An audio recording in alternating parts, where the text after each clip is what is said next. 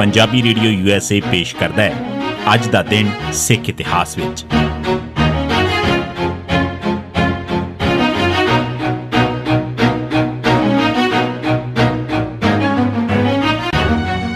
सिख इतिहास दीआं घटनावां च 20 सितंबर का दिन 1956 हजूर साहब मैनेजमेंट बोर्ड बढ़िया। 1925 च गुरुद्वारा एक्ट बन जाण मगरों पंजाब के गुरुद्वारे सिखां दी सेवा संभाली ठा गए, पर पंजाब तो बाहर के गुरुद्वारिਆਂ का सुधार ना हो सकिया। 1956 च नांदेड़ के गुरुद्वारिਆਂ के इंतजाम वास्ते सरकार ने एक बोर्ड बना दिता, जिस च श्रोमणी कमेटी के नुमाइंदे भी शामिल सन। भावें वेखण नूं इसका इंतजाम सिखां कोल सी, पर इस जगह मर्यादा वधेरे करके ब्राह्मणां वाली चलदी सी, जो कि अज इन्ने साल गुजर जाण के बावजूद भी उवें दी उवें है। 1981 संत जरनैल सिंह भिंडरांवालिਆਂ ਵੱਲੋਂ गिरफ्तारी देण समय चौंक मेहता च गोली चली, 11 सिख मारे गए। 16 सितंबर 1981 के दिन कीते ऐलान मुताबक संत जरनैल सिंह भिंडरांवालिਆਂ ने 20 सितंबर के दिन गिरफ्तारी तो पहला चौंक मेहता पिंड च एक कानफ्रेंस रख दी हुई सी।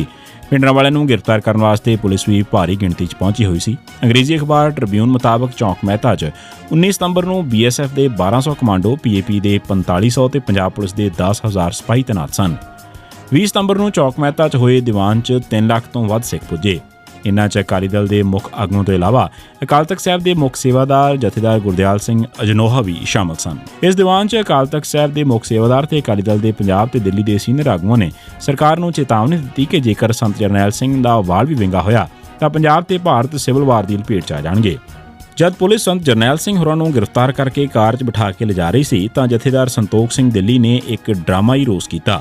ਉਹ उस कार के बोनट ते बैठ गया तो कहा कि वह कार जाण नहीं देवेगा। कुछ चिर मगरों भिंडरांवालिਆਂ के कहण तो वह बोनट तो उतरिया तां ही पुलिस की गड्डी अगे जा सकी। संतोख सिंह नूं इंदिरा गांधी का खासम खास मानिया जाता सी, पर कुछ समय तक उन्हां दोवां विचकार फर्क आ गया सी ते संतोख सिंह ने बागी सुर अख्तियार कर लिया होया सी। उंज उसका सुभाव पहला तो ही खाड़कू ते कुछ हद तक दलेराना भी सी। भिंडरांवालिਆਂ ने शाम वेले गिरफ्तारी दे दी। उन्हों की गिरफ्तारी मगरों पुलिस ने हंजू गैस लाठी चार्ज ते फायरिंग की। गुस्से च आए लोगों ने पुलिस के टेंट ते गड्डियां साड़ के सुआह कर दित्तियां। पुलिस फायरिंग च कई सिख मारे गए। इन्हां दी गिणती 22 दसी जाती है, पर हुण तक सिर्फ 11 सिखां दे नां जारी किए गए हैं। गोलीकांड बारे मौके ते हाज़र सरदार महेंद्र सिंह पत्रकार किताब नहीं रखी गई का कहना है कि पहला सिख नौजवानों ने पुलिस के टेंट साड़े सन ते पुलिस ने गोली बाद विच चलाई सी। 1981 जलंधर च 3 मोटरसाइकिल वालिਆਂ ਵੱਲੋਂ गोलियां। 10 सितंबर 1981 ਨੂੰ ਲਾਲਾ ਜਗਤ ਨਾਰਾਇਣ ਦੀ ਦੇਹ ਨੂੰ ਜਲੰਧਰ ਦਾ ਸ਼ਮਸ਼ਾਨ ਘਾਟ 'ਚ ਸੰਸਕਾਰ ਕੀਤਾ ਗਿਆ। ਉਹਨਾਂ ਦੀ ਲਾਸ਼ ਨੂੰ ਸ਼ਮਸ਼ਾਨ ਵੱਲ ਜਾਂਦੇ ਸਮੇਂ ਭੀੜ ਨੇ ਸਿੱਖਾਂ ਵਿਰੁੱਧ ਭੜਕਾਊ ਨਾਅਰੇ ਲਾਏ ਤੇ ਸਿੱਖਾਂ ਤੇ ਸਿੱਖ ਅਦਾਰਿਆਂ ਤੇ ਹਮਲੇ ਕੀਤੇ, ਜਿਸ ਨਾਲ ਕਈ ਸਿੱਖ ਜ਼ਖਮੀ ਹੋਏ। ਅਖਬਾਰ ਰੋਜ਼ਾਨਾ ਅਕਾਲੀ ਪੱਤਰਕਾਰ ਦੇ ਦਫ਼ਤਰ ਨੂੰ ਵੀ ਅੱਗ ਲਾ ਦਿੱਤੀ ਗਈ। ਪੰਜਾਬ ਪੁਲਿਸ ਜੋ ਉਸ ਵੇਲੇ ਇਸ ਹਜੂਮ ਦੇ ਅੱਗੇ ਤੇ ਪਿੱਛੇ ਚੱਲ ਰਹੀ ਸੀ ਨੇ ਸਿੱਖਾਂ ਉੱਤੇ ਹਮਲਿਆਂ ਨੂੰ ਰੋਕਣ ਦੀ ਜ਼ਰਾ ਮਾਸਾ ਵੀ ਕੋਸ਼ਿਸ਼ ਨਾ ਕੀਤੀ। ਖਾੜਕੂ ਸਿੰਘਾਂ ਦੇ ਦਿਲਾਂ 'ਚ ਜਲੰਧਰ 'ਚ ਸਿੱਖਾਂ ਉੱਤੇ ਕੀਤੇ ਗਏ ਇਨ੍ਹਾਂ ਹਮਲਿਆਂ ਵਿਰੁੱਧ ਗੁੱਸਾ ਭਰਿਆ ਹੋਇਆ ਸੀ। 20 ਸਤੰਬਰ ਨੂੰ ਭਿੰਡਰਾਂਵਾਲਿਆਂ ਦੀ ਗ੍ਰਿਫਤਾਰੀ ਮਗਰੋਂ ਇੱਕ ਮੋਟਰਸਾਈਕਲ ਉੱਤੇ 3 ਸਿੱਖਾਂ ਨੇ ਜਲੰਧਰ 'ਚ ਗੋਲੀਆਂ ਚਲਾ ਕੇ ਕੁਝ ਹਿੰਦੂ ਮਾਰ ਦਿੱਤੇ। ਜਲੰਧਰ 'ਚ 3 ਹਿੰਦੂ ਮਾਰੇ ਗਏ ਤੇ 12 ਜ਼ਖਮੀ ਹੋਏ। ਗੋਲੀਆਂ ਚਲਾਉਣ ਵਾਲਿਆਂ ਨੇ ਕਿਹਾ ਕਿ ਹਿੰਦੂਆਂ ਉੱਤੇ ਇਹ ਵਾਰ ਉਹਨਾਂ ਵੱਲੋਂ ਸਿੱਖਾਂ ਉੱਤੇ ਕੀਤੇ ਗਏ ਹਮਲਿਆਂ ਦਾ ਜਵਾਬ ਹੈ। 1983 ਮੰਜੀ ਸਾਹਿਬ ਸਮਾਗਮ ਵਿੱਚ ਤਲਵੰਡੀ ਵੱਲੋਂ ਮੁਤਵਾਜ਼ੀ ਸਰਕਾਰ ਕਾਇਮ ਕਰਨ ਦੀ ਧਮਕੀ।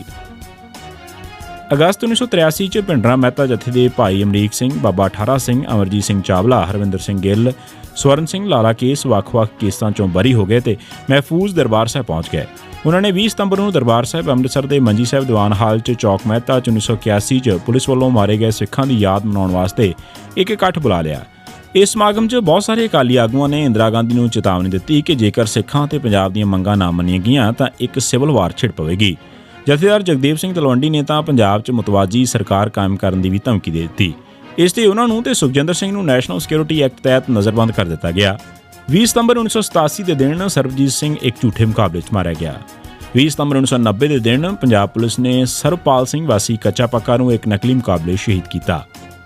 ਇਹ ਸੀ ਸਿੱਖ ਇਤਿਹਾਸ ਦੀਆਂ ਘਟਨਾਵਾਂ 'ਚ 20 ਸਤੰਬਰ ਦਾ ਦਿਨ। ਸੁਣਦੇ ਰਹੋ ਪੰਜਾਬੀ ਰੇਡੀਓ USA।